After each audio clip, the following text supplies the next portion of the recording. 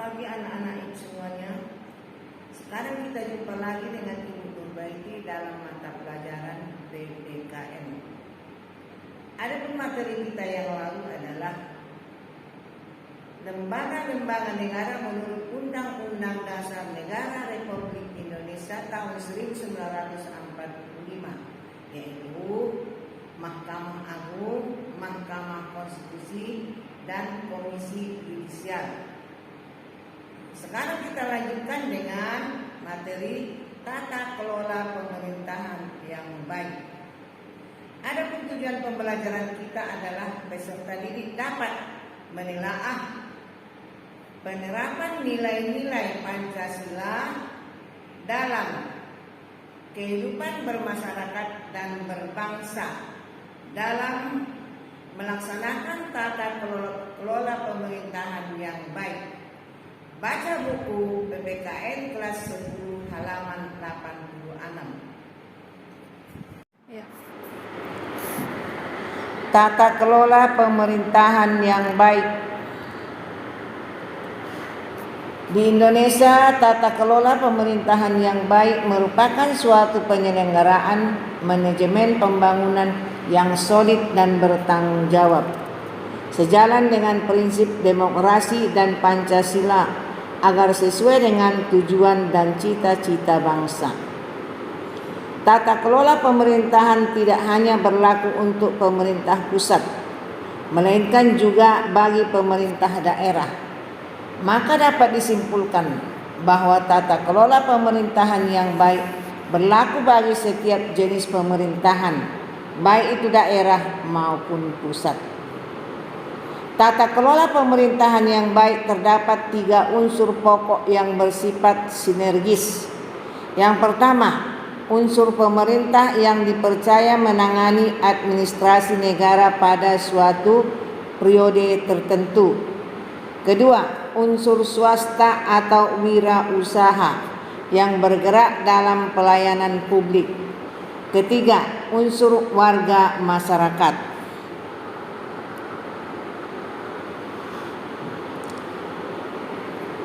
Unsur-unsur tata kelola pemerintahan yang baik. Tata kelola pemerintahan yang baik berkaitan dengan struktur yang mencakup antara lain. Pertama, hubungan antara pemerintah dengan pasar. Kedua, hubungan antara pemerintah dengan rakyat. Ketiga, hubungan antara pemerintah dengan organisasi kemasyarakatan. Keempat, hubungan antara pejabat-pejabat yang dipilih atau politis dengan pejabat-pejabat yang diangkat atau pejabat birokrat. Kelima, hubungan antara lembaga pemerintahan daerah dengan penduduk perkotaan dan pedesaan. Keenam, hubungan antara legislatif dan eksekutif. Ketujuh, hubungan pemerintah nasional dengan lembaga internasional. Pada prakteknya, tata kelola pemerintahan yang baik merupakan bentuk pengelolaan negara dan masyarakat yang bersandar pada kepentingan rakyat. Pemerintah dan masyarakat duduk bersama untuk membicarakan masalah-masalah yang dihadapi bersama dan sekaligus merencanakan bersama tentang sesuatu yang hendak dilakukan dan dikerjakan di masa mendatang. Tata kelola pemerintahan yang baik memiliki sejumlah ciri dan karakteristik sebagai berikut.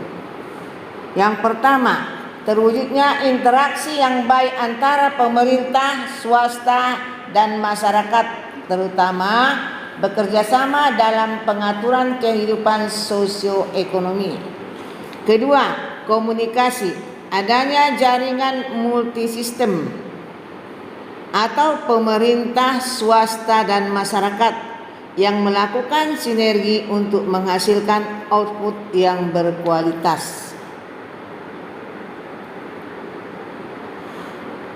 Ketiga, proses penguatan diri sendiri.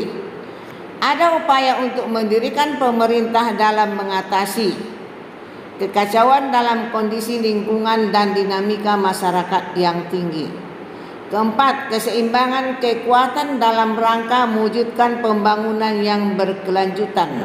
Hendaknya bertujuan untuk menciptakan dinamika kesatuan dalam kompleksitas, harmoni, dan kerjasama. Kelima, independensi, yakni menciptakan saling ketergantungan yang dinamis antara pemerintah, swasta, dan masyarakat melalui koordinasi dan fasilitasi. Untuk mengimplementasikan tata kelola pemerintahan yang baik diperlukan beberapa persyaratan sebagai berikut.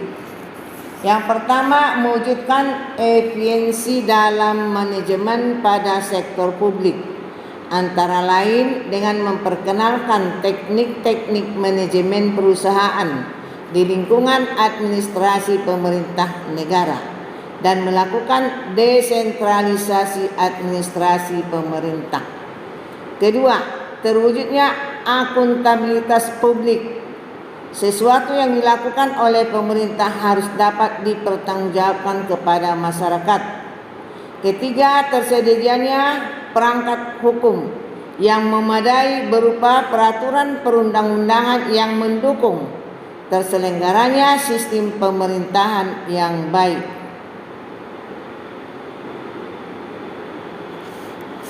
Empat, adanya sistem informasi yang menjamin akses masyarakat terhadap berbagai kebijakan dan atau informasi yang bersumber baik dari pemerintah maupun dari elemen swasta serta LSM.